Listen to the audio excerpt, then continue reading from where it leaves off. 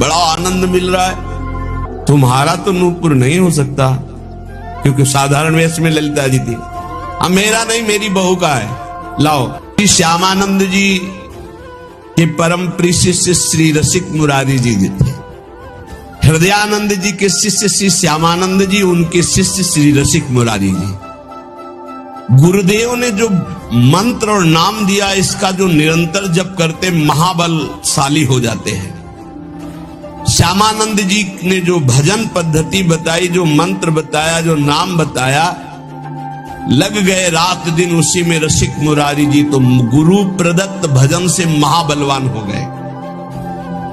जो भजन से युक्त होता है, गुरु प्रसाद गुरु कृपा होती, उसी के द्वारा भक्ति का अद्भुत प्रचार होता है। उस समय लुप्त हो चुकी थी भक्ति मानो, तो श्री गुरु की कृपा एवं गुरु प्रदत्त भजन के बल से संत सेवा, भगवत यश गायन और भक्ति का अद्भुत प्रताप श्री रसिक मुरारी जी ने प्रकट किया। रसिक मुरारी जी भजन बल गुरुदेव का प्राप्त किया। फिर एक दिन गुरुदेव से पूछा, हरि कैसे प्रसन्न होते हैं? तो उनका साधु सेवा से। यदि साधु सेवा नियम पूर्वक, दैन्यता पूर्वक, भाव पूर्वक की जाए तो भगवान संतों की जिह्वा से ही प्रसाद पाते हैं। स्वाद ले लेकर संतों की जिह्वा से पाते हैं। संतों का चरणामृत उतारा जाए, संतों की आरती की जाए, संतों को प्रसाद पवाया जाए, तो भगवान बहुत जल्दी प्रसन्न हो जाते हैं। गुरु आज्ञा श्री रसिक मुरारी जी ने संत सेवा का बड़ा ही विस्तार किया। रोज संतों का निमंत्रण। और आपको बताए, धनी बनना हो तो बिल्कुल सरल उपाय है, अकाट्य उपाय है। धनी सब बनना चाहते, लेकिन पाप करके बनना चाहते, अधर्म करके बनना चाहते, दूसरों को लूट करके। हाँ, बोले शॉर्टकट से, तो शॉर्टकट से ऐसा मरोगे कि फिर निकलने को नहीं मिलेगा इस माया समुद्र से। ध्यान रखना, ये जो सोचते हैं ना बहुत जल्दी धनी बन जाने के लिए, एक उपाय है, बहुत जल्दी कृपा हो जाएगी, बहुत जल्दी धनी बन जाओगे। क्या? संतों की सेवा शुरू कर दो। श्री नथियाबाई जी जब वृंदावन आई तो महिमा सुनने को मिली संत सेवा, तो उनका मुझ गरीब से क्या संत सेवा होगी। तो चून मांग के लाती, उपला बिन लेती, उससे रोटी बनाती, और कोई भिक्षा जाता होता करने, साधु बुलाए, बाबा आजा, मोटी मोटी लाल लाल रोटी सेक कर पवाती। अब धीरे धीरे भिक्षा से जाने वाले साधु उनके यहाँ जाने लगे। रोज मांगना, मांग कर लाना, बनाना, पवाना, पवा के बैठी, इतने में फिर संत आ गए, लाओ माई, फिर आटा लगाया, फिर कभी ना नहीं किया। एक दिन वो हुआ कि बोरा में लद लद करके अन्न और व्यवस्थाएं, बिहारी जी स्वयं एक दिन वो गाड़ी में लद करके आ रहे थे, आटा और सब सामग्री लेने गई थी मैया, और वर्षा होने लगी, तो छाता मैया को दिया और आप लालटेन ले हुए और कहे, आओ मैया इस रास्ते से आओ। बैलगाड़ी थी ऐसे। सोचा ये नौ किशोर 14 वर्ष का बालक कितना कृपालु है, ऐसी वर्षा में स्वयं भींजता हुआ हमें छाता दे, क्योंकि संतों का अन्न है। नहीं छलिया अगर अपने को जानने नहीं देना चाहता तो कोई नहीं जान सकता। जब दूसरे दिन बिहारी जी के दर्शन करने गई तो देखा एक हाथ में लालटेन, एक हाथ में छाता। बोले, अब हमें समझ में आया कि कौन था। आप थे बिहारी जी, श्री महामहिम परम भागवत सुदामादास जी महाराज। बिल्कुल इसी पद्धति से संत सेवा शुरू की थी। गौओं के उपले बिनकर लाना और आटा मांगकर संतों को रोटी बनाना और पवाना। और आज सैकड़ों संतों का रोज प्रसाद होता है, तब से लेकर अभी तक रोज संत सेवा, सैकड़ों संतों के आसन लगे हुए, सैकड़ों संतों को भोग प्रसाद पवाया जाता है। रसिक मुरारी जी ने गुरु आज्ञा का पालन संत सेवा करना, पर संत सेवा का बहुत कठिन व्रत है, बहुत कठिन व्रत है। क्योंकि अलग अलग स्वभाव के संत, अलग अलग भाव के संत। ध्यान से सुना जाए, संत सेवी भाव रखने वाले उपासक, आपकी एक विलक्षण भावना थी, सब संतों का चरणोदक उतारते। ये भी ध्यान रखना चाहिए कि उसमें ये नहीं देखना चाहिए कि इनके पैर गंदे हैं, इनमें क्या लगा हुआ। नहीं, जब चरणोदक उतार रहे हैं तो सबके, भले कुष्ठ क्यों ना हो उनके चरणों में, लीला हो सकती है, वही भगवान हो सकते हैं। ध्यान रखना, जब चरण धोने के लिए संतों के बैठते हो आप लोग, तो उन्हीं में से ऐसे आ सकते हैं घृणित वेश धारण करके कि जिनको छूना भी अच्छा नहीं लगेगा। बहुत चाव भाव से उनके चरण धो। ये मत सोचो कि इनके पैर कैसे घृणित है, घाव है, क्या है, ऐसा नहीं। बिल्कुल सावधान। लीला कर सकते हैं, हरि हैं, बड़े लीला बिहारी हैं। रसिक मुरारी जी के धन क्या था? संतों का चरण उदक भर भर के माट में ऐसे ऊपर विराजमान किए आसन पे, और रोज उनकी परिक्रमा, रोज साष्टांग दंडवत, और रोज चरणामृत पान, रोज चरणामृत उतरवाना और संतों को भोग पवाना। संतों के चरणामृत में किसी भाग्यशाली की निष्ठा होती है। मटकों में भर भर के रख के जैसे कोई संपत्ति रखता है, ऐसे बड़ी कृपा है, गुरुजनों की बड़ी कृपा है जिनको संत चरणामृत में। और जब से वैष्णव मार्ग मिला तब से गुरु कृपा से नित्य चरणामृत मिलता है। 500 वर्ष पहले महापुरुषों के जो चरणामृत है वो आ करके अपने आप कृपा करके दे गए। आपके हृदय में संत वैष्णवों के प्रति अपार सुख देने की भावना आ गई, क्योंकि गुरुदेव ने कहा संत सेवा में ही भगवान की प्राप्ति होगी। श्री प्रियादास जी कह रहे कि रसिक मुरारी जी की संत सेवा की महिमा का वर्णन या संतों के प्रतिभाव का वर्णन एक जिह्वा में कैसे करूं? मतलब इतनी अपार संत सेवा की भावना, मेरी बुद्धि थकित हो जाती इनकी महिमा देख करके संत सेवा की। आप बड़े समारोह से श्री गुरु उत्सव मनाया करते थे, उसमें पूरे दिन कथा कीर्तन सत्संग भोज भंडारा होता रहता था।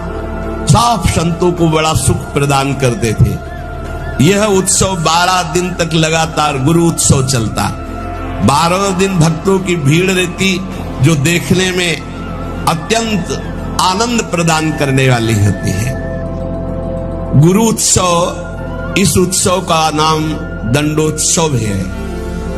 इस संबंध में कथा आती है कि इनके गुरुदेव श्री श्यामानंद जी श्री वृंदावन में जब वास करते थे तो नित्य प्रति सेवा कुंज में सोहनी लगाते थे। सोहनी लगाना हमारे ब्रज की बहुत बड़ी उपासना है, जिसे साधारण भाषा में कहते हैं झाड़ू लगाना, तो यहाँ सोहनी लगाना कहते हैं। तो रोज सेवा कुंज में सोहनी लगाते थे।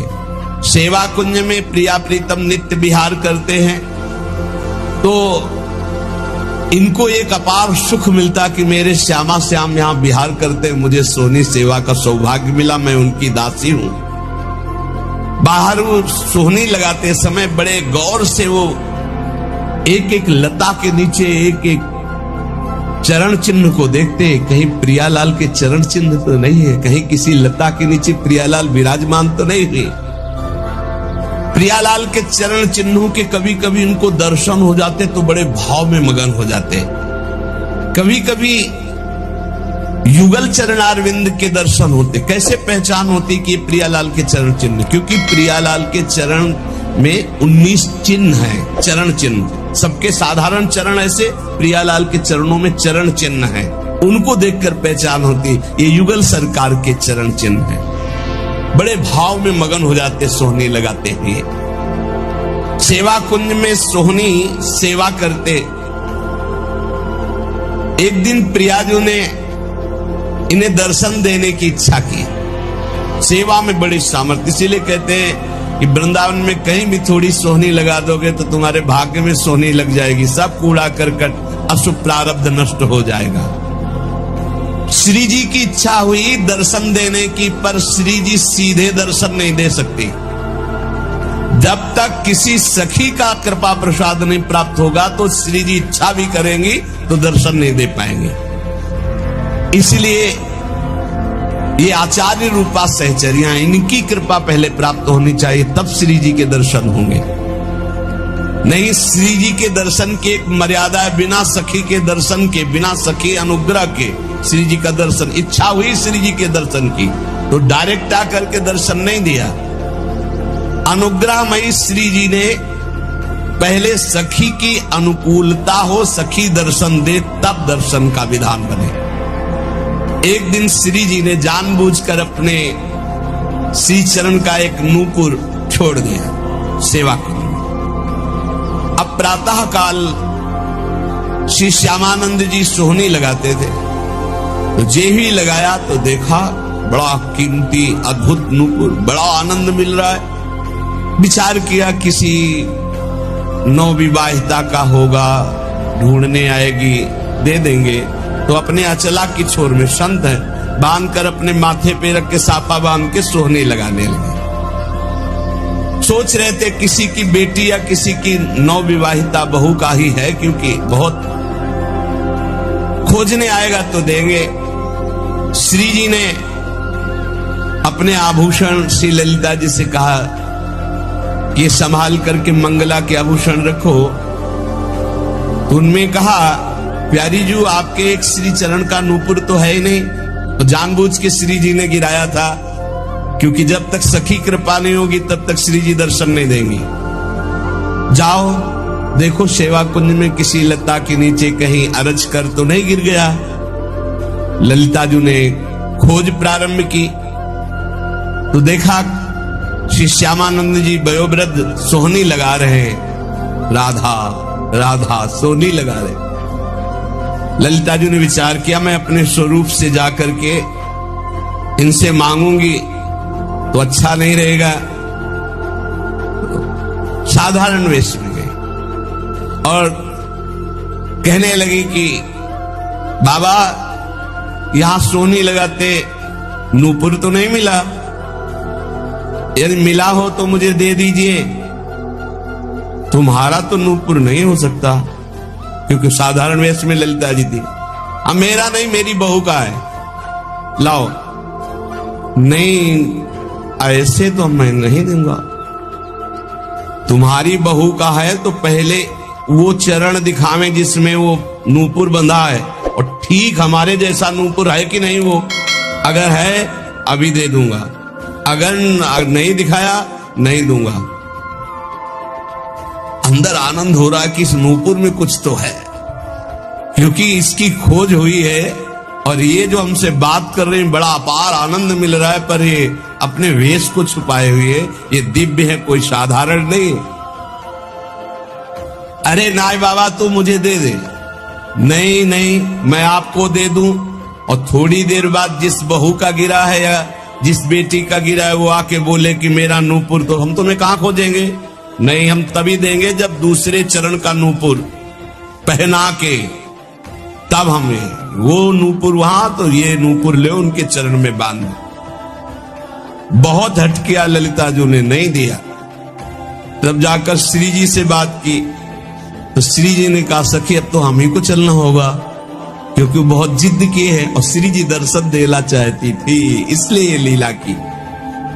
और सखी देखिए रोज मेरी कुंज की सेवा सोहनी सेवा करता है, चलो इसको निहाल करते हैं। देखो कैसी हमारी करुणा में स्वामिनी, देखो नूपुर भी मिल जाएगा और रोज सोहनी सेवा करता है तो उसका फल भी उसको मिल जाएगा, मेरे दर्शन हो जाएंगे।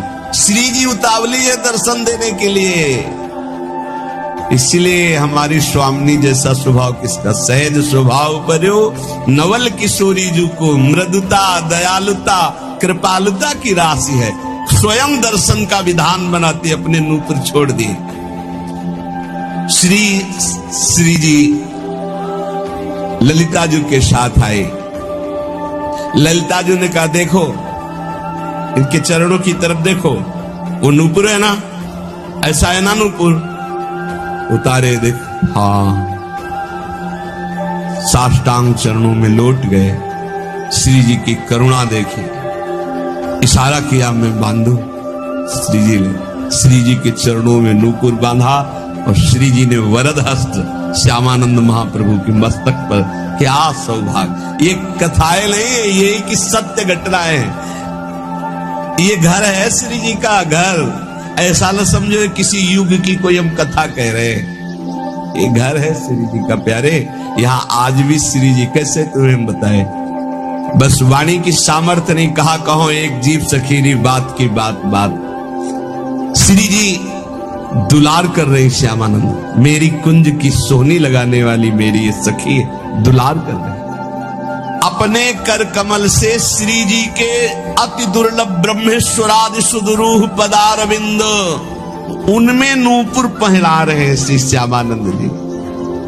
श्री जी बहुत प्रसन्न, लौट गए फिर चरणों में। तो अपने श्री चरणों की जो नूपुर बांधा था वही झनकारते हुए ऐसे मस्तक में किया, तो नूपुर की दिव्य छाप श्यामानंद महाप्रभु के मस्तक पर पड़ गई। अब तो प्रेम मगन डूबे हुए आए तो उनके गुरुदेव श्री हृदयानंद जी ने देखा, श्यामानंद जी के मस्तक में छाप देख करके कहा कि ये आज कौन सी मस्ती है, और ये संप्रदाय के विरुद्ध छाप कैसी लगा ली। नूपुर की और ऊपर से रज, तो वैसे चिन्ह बन गए। ये मनमुखी मस्तक पर छाप कैसी जो हमने दी वो तो नहीं लगाई। अब उन्होंने जानबूझकर थोड़ी, ये तो श्री जी का कृपा प्रसाद प्राप्त हुआ था। उन्होंने कहा कि ये मनमुखी छाप गुरुदेव नहीं है, ये इष्ट देव ने छाप लगाई है। डांट करके कहा नहीं नहीं, ऐसा लगता है, देखो ध्यान से समझने की बात है कि भला श्री जी ऐसे कैसे, देखो बड़े यहां रहस्य की बात है। यदि दैन्य होकर आप भगवत आराधना में हो तो गुरु को भी पता नहीं लग सकता, ऐसी शिष्य की ऊंचाई हो सकती है। शिष्य की ऐसी ऊंचाई हो सकती कि गुरु को भी पता नहीं लग सकता। ध्यान, बड़ा विचित्र एक खेल है। दैन्यता से नाभाजी सेवा में लगे हैं तो अग्रदेवाचार्य की जहां स्थिति मानसिक सेवा में, वहां वो तो विचार में लगे, वो पंखा से हटा दिया जो जहाज डूब रहा था सेवक का, उसको। कितना बड़ा महान ये बात है। शिष्य की मानसिक स्थिति गुरु को पता हो, कोई बड़ी बात नहीं, लेकिन गुरु की मानसिक स्थिति में शिष्य का प्रवेश हो जाना ये बहुत बड़ी बात है। हृदयानंद जी ने सोचा ये बहाना बना रहा है, डांट कर का इसे शीघ्र धो डालो, जो आ गया। श्यामानंद जी ने बहुत धोया, रगड़ रगड़ के, छाप नहीं छूटी। श्री जी की लगाई हुई चिदानंद छाप कैसे छूट सकती।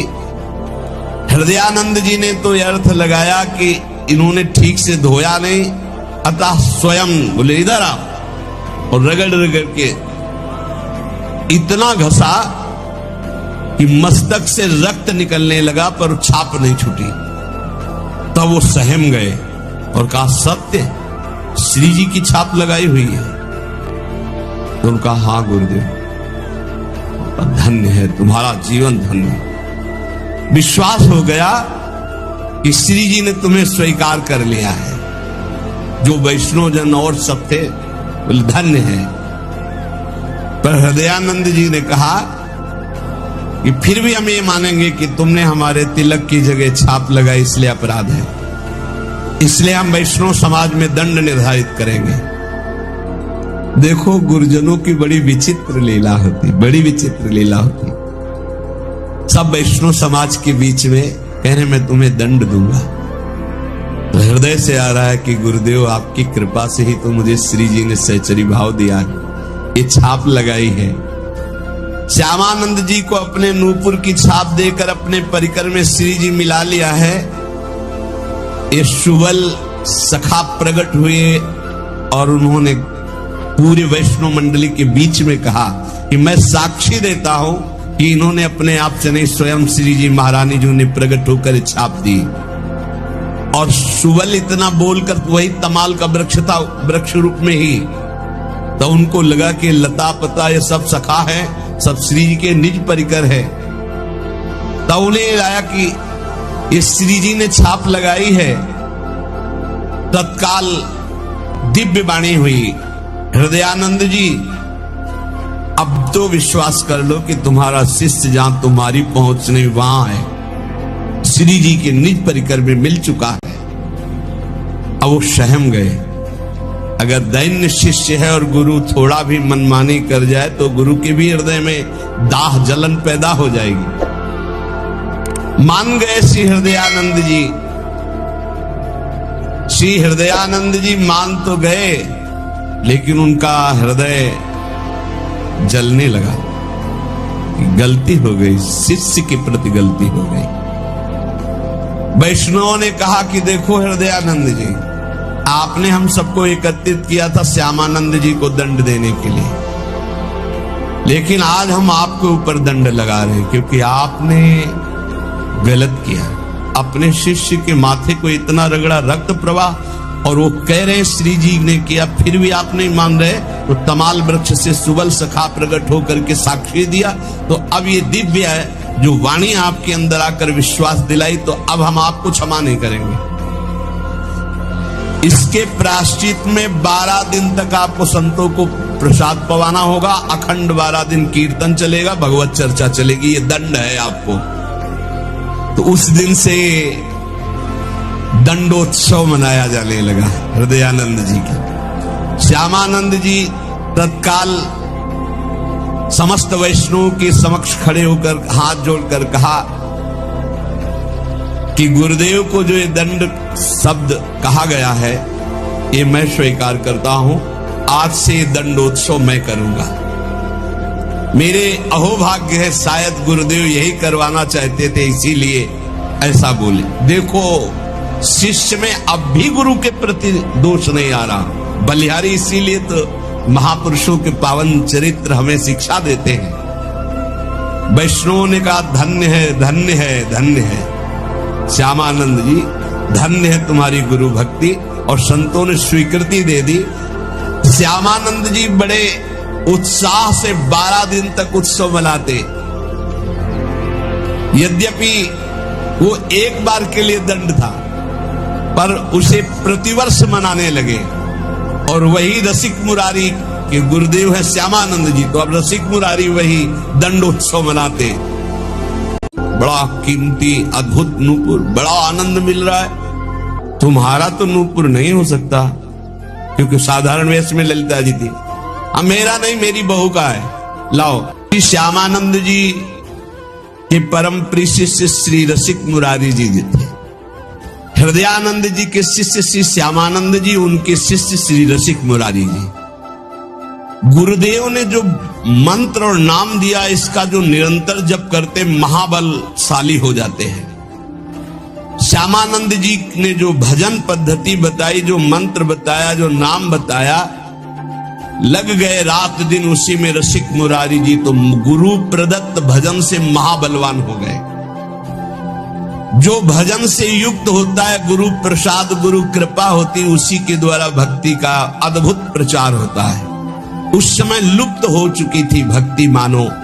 तो श्री गुरु की कृपा एवं गुरु प्रदत्त भजन के बल से संत सेवा, भगवत यश गायन और भक्ति का अद्भुत प्रताप श्री रसिक मुरारी जी ने प्रकट किया। रसिक मुरारी जी भजन बल गुरुदेव का प्राप्त किया। फिर एक दिन गुरुदेव से पूछा, हरि कैसे प्रसन्न होते हैं? तो उनका साधु सेवा से। यदि साधु सेवा नियम पूर्वक, दैन्यता पूर्वक, भाव पूर्वक की जाए तो भगवान संतों की जिह्वा से ही प्रसाद पाते हैं। स्वाद ले लेकर संतों की जिह्वा से पाते हैं। संतों का चरणामृत उतारा जाए, संतों की आरती की जाए, संतों को प्रसाद पवाया जाए तो भगवान बहुत जल्दी प्रसन्न हो जाते हैं। गुरु आज्ञा श्री रसिक मुरारी जी ने संत सेवा का बड़ा ही विस्तार किया। रोज संतों का निमंत्रण। और आपको बताए, धनी बनना हो तो बिल्कुल सरल उपाय है, अकाट्य उपाय है। धनी सब बनना चाहते, लेकिन पाप करके बनना चाहते, अधर्म करके बनना चाहते, दूसरों को लूट करके। हाँ, बोले शॉर्टकट से, तो शॉर्टकट से ऐसा मरोगे कि फिर निकलने को नहीं मिलेगा इस माया समुद्र से। ध्यान रखना, ये जो सोचते हैं ना बहुत जल्दी धनी बन जाने के लिए, एक उपाय है, बहुत जल्दी कृपा हो जाएगी, बहुत जल्दी धनी बन जाओगे। क्या? संतों की सेवा शुरू कर दो। श्री नथियाबाई जी जब वृंदावन आई तो महिमा सुनने को मिली संत सेवा। तो उनका, मुझ गरीब से क्या संत सेवा होगी? तो चून मांग के लाती, उपला बिन लेती, उससे रोटी बनाती, और कोई भिक्षा जाता होता करने, साधु बुलाए बाबा आ जा, मोटी मोटी लाल लाल रोटी सेक कर पवाती। अब धीरे धीरे भिक्षा से जाने वाले साधु उनके यहाँ जाने लगे, रोज मांगना, मांग कर लाना, बनाना, पवाना। पवा के बैठी, इतने में फिर संत आ गए, लाओ माई, फिर आटा लगाया, फिर कभी ना नहीं किया। एक दिन वो हुआ कि बोरा में लद लद करके अन्न और व्यवस्थाएं, बिहारी जी स्वयं एक दिन वो गाड़ी में लद करके आ रहे थे, आटा और सब सामग्री लेने गई थी मैया, और वर्षा होने लगी तो छाता मैया को दिया और आप लालटेन ले हुए और कहे आओ मैया इस रास्ते से आओ, बैलगाड़ी थी ऐसे। सोचा ये 9 किशोर 14 वर्ष का बालक कितना कृपालु है, ऐसी वर्षा में स्वयं भींजता हुआ हमें छाता दे, क्योंकि संतों का अन्न है। नहीं छलिया अगर अपने को जानने नहीं देना चाहता तो कोई नहीं जान सकता। जब दूसरे दिन बिहारी जी के दर्शन करने गई तो देखा एक हाथ में लालटेन, एक हाथ में छाता। बोले अब हमें समझ में आया कि कौन था, आप थे बिहारी जी, श्री महामहिम परम भागवत सुदामा दास जी महाराज। बिल्कुल इसी पद्धति से संत सेवा शुरू की थी, गवों के उपले बिनकर लाना और आटा मांगकर संतों को रोटी बनाना और पवाना। और आज सैकड़ों संतों का रोज प्रसाद होता है, तब से लेकर अभी तक रोज संत सेवा, सैकड़ों संतों के आसन लगे हुए, सैकड़ों संतों को भोग प्रसाद पवाया जाता है। रसिक मुरारी जी ने गुरु आज्ञा का पालन संत सेवा करना, पर संत सेवा का बहुत कठिन व्रत है, बहुत कठिन व्रत है, क्योंकि अलग अलग स्वभाव के संत, अलग अलग भाव के संत। ध्यान से सुना जाए, संत सेवी भाव रखने वाले उपासक, आपकी एक विलक्षण भावना थी, सब संतों का चरणोदक उतारते।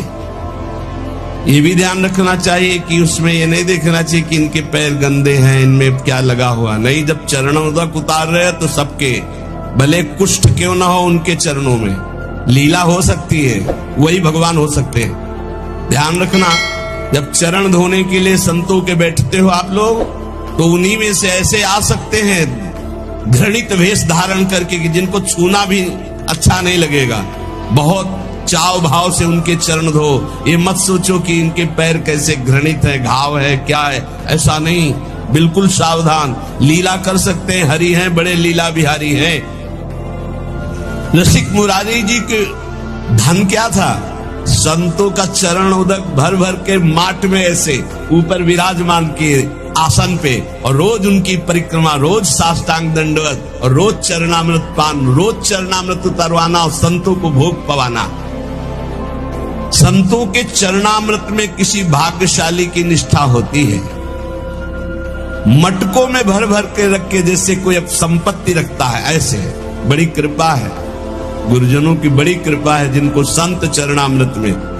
और जब से वैष्णव मार्ग मिला तब से गुरु कृपा से नित्य चरणामृत मिलता है।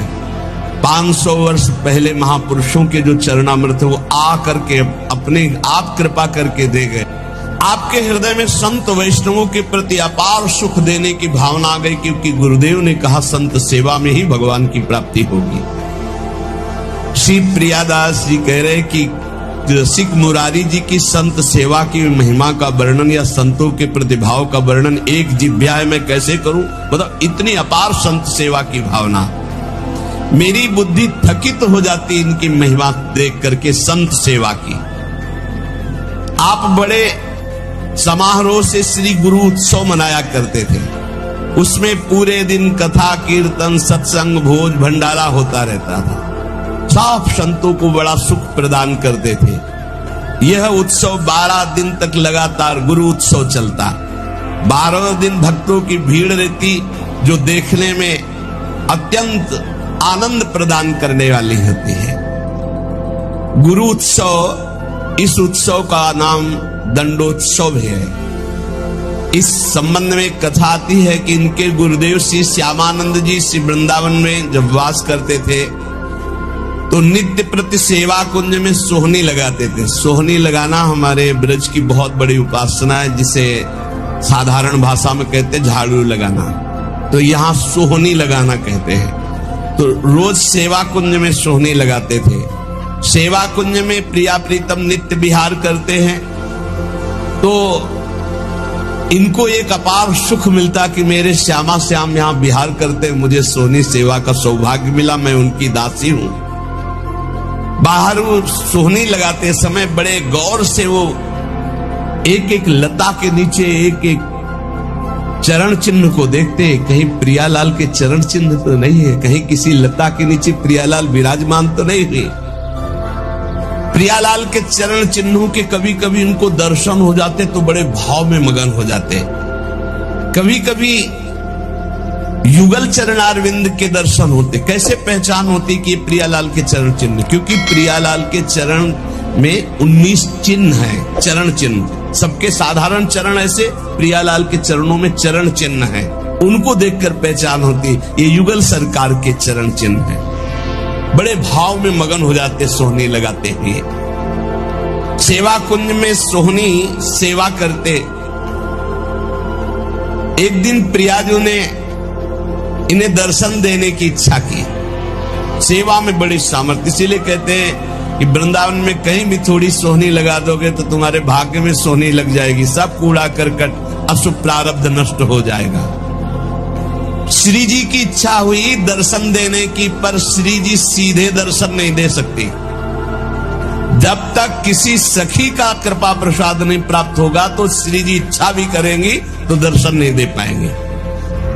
इसलिए ये आचार्य रूपा सहचर्या, इनकी कृपा पहले प्राप्त होनी चाहिए, तब श्री जी के दर्शन होंगे।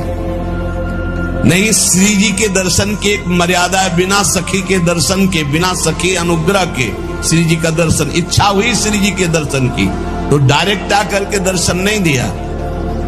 अनुग्रहमयी श्री जी ने पहले सखी की अनुकूलता हो, सखी दर्शन दे, तब दर्शन का विधान बने।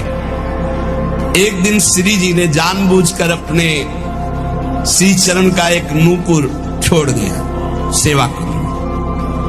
अब प्रातः काल श्री श्यामानंद जी सोहनी लगाते थे, तो जे ही लगाया तो देखा बड़ा कीमती अद्भुत नूपुर, बड़ा आनंद मिल रहा है।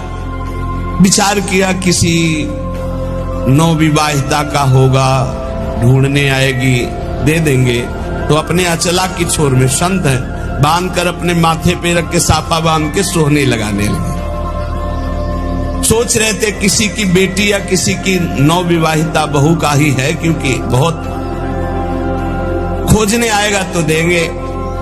श्री जी ने अपने आभूषण श्री ललिता जी से कहा कि संभाल करके मंगला के आभूषण रखो। तो उनमें कहा, प्यारी जी आपके एक श्री चरण का नूपुर तो है ही नहीं। तो जानबूझ के श्री जी ने गिराया था, क्योंकि जब तक सखी कृपा नहीं होगी तब तक श्री जी दर्शन नहीं देंगी। जाओ देखो सेवा कुंज में किसी लता के नीचे कहीं अरज कर तो नहीं गिर गया। ललिता जी ने खोज प्रारंभ की तो देखा श्री श्यामानंद जी वयोवृद्ध सोहनी लगा रहे हैं, राधा राधा सोहनी लगा रहे। ललिता जी ने विचार किया, मैं अपने स्वरूप से जाकर के इनसे मांगूंगी तो अच्छा नहीं रहेगा। साधारण वेश में गई और कहने लगी कि बाबा यहां सोहनी लगाते नूपुर तो नहीं मिला, यदि मिला हो तो मुझे दे दीजिए। तुम्हारा तो नूपुर नहीं हो सकता, क्योंकि साधारण वेश में ललिता जी थी। अब मेरा नहीं, मेरी बहू का है, लाओ। नहीं, ऐसे तो मैं नहीं दूंगा। तुम्हारी बहू का है तो पहले वो चरण दिखावें जिसमें वो नूपुर बंधा है, और ठीक हमारे जैसा नूपुर है कि नहीं वो। अगर है अभी दे दूंगा, अगर नहीं दिखाया नहीं दूंगा। अंदर आनंद हो रहा है कि इस नूपुर में कुछ तो है, क्योंकि इसकी खोज हुई है और ये जो हमसे बात कर रहे हैं बड़ा अपार आनंद मिल रहा है, पर ये अपने वेश को छुपाए हुए ये दिव्य है, कोई साधारण नहीं। अरे नाय बाबा तू मुझे दे दे। नहीं नहीं, मैं आपको दे दूं, और थोड़ी देर बाद जिस बहू का गिरा है या जिस बेटी का गिरा है वो आके बोले कि मेरा नूपुर, तो हम तुम्हें कहां खोजेंगे? नहीं, हम तभी देंगे जब दूसरे चरण का नूपुर पहना के, तब हमें वो नूपुर वहां, तो ये नूपुर ले उनके चरण में बांध। बहुत हट किया ललिता जी ने, नहीं दिया। तब जाकर श्री जी से बात की तो श्री जी ने कहा सखी अब तो हम ही को चलना होगा, क्योंकि बहुत जिद किए हैं और श्री जी दर्शन देना चाहती थी, इसलिए ये लीला की। और सखी देखिए रोज मेरी कुंज की सेवा सोहनी सेवा करता है, चलो इसको निहाल करते हैं। देखो कैसी हमारी करुणामयी स्वामिनी, देखो नूपुर भी मिल जाएगा और रोज सोहनी सेवा करता है तो उसका फल भी उसको मिल जाएगा, मेरे दर्शन हो जाएंगे। श्री जी उतावली है दर्शन देने के लिए, इसलिए हमारी स्वामिनी जैसा स्वभाव किसका, सहज स्वभाव पर्यो नवल किशोरी जी को मृदुता दयालुता कृपालुता की राशि है, स्वयं दर्शन का विधान बनाती, अपने नूपुर छोड़ दिए। श्री जी ललिता जी के साथ आए। ललिता जी ने कहा देखो इनके चरणों की तरफ देखो, वो नूपुर है ना, ऐसा है ना नूपुर, उतारे देख, हाँ। साष्टांग चरणों में लौट गए, श्री जी की करुणा देखी, इशारा किया मैं बांधू। श्री जी ने श्री जी के चरणों में नूपुर बांधा और श्री जी ने वरद हस्त श्यामानंद महाप्रभु के मस्तक पर, क्या सौभाग्य। ये कथाएं नहीं, ये कि सत्य घटनाएं, ये घर है श्री जी का घर, ऐसा न समझो किसी युग की कोई हम कथा कह रहे हैं, ये घर है श्री जी का प्यारे। यहां आज भी श्री जी कैसे तुम्हें बताए, बस वाणी की सामर्थ्य नहीं, कहा कहो एक जीव सखीरी बात की बात बात। श्री जी दुलार कर रहे श्यामानंद, मेरी कुंज की सोहनी लगाने वाली मेरी ये सखी दुलार कर रहे, अपने कर कमल से श्री जी के अति दुर्लभ ब्रह्मेश्वरादि सुदरूह पदारविंद, उनमें नूपुर पहना रहे हैं श्री श्यामानंद जी। श्री जी बहुत प्रसन्न, लौट गए फिर चरणों में, तो अपने श्री चरणों की जो नूपुर बांधा था वही झनकारते हुए ऐसे मस्तक में किया, तो नूपुर की दिव्य छाप श्यामानंद महाप्रभु के मस्तक पर पड़ गई।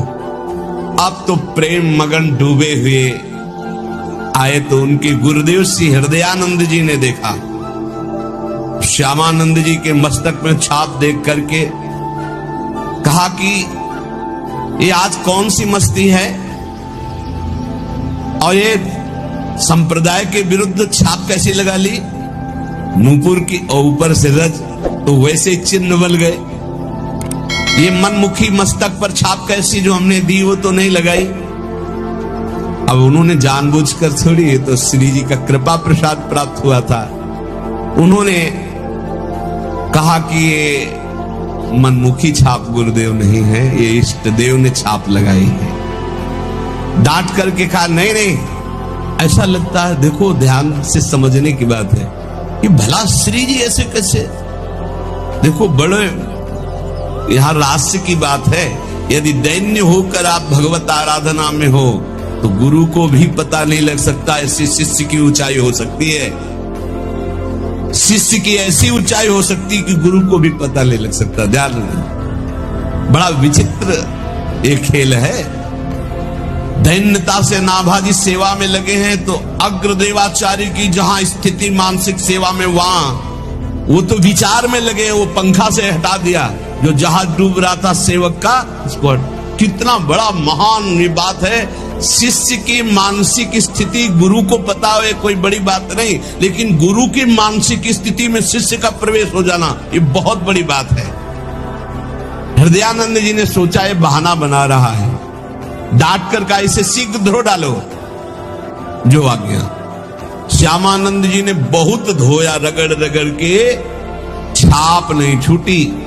श्री जी की लगाई हुई चिदानंद छाप कैसे छूट सकती। हृदयानंद जी ने तो यह अर्थ लगाया कि इन्होंने ठीक से धोया नहीं, अतः स्वयं बोले इधर आओ, और रगड़ रगड़ के इतना घसा कि मस्तक से रक्त निकलने लगा, पर छाप नहीं छूटी।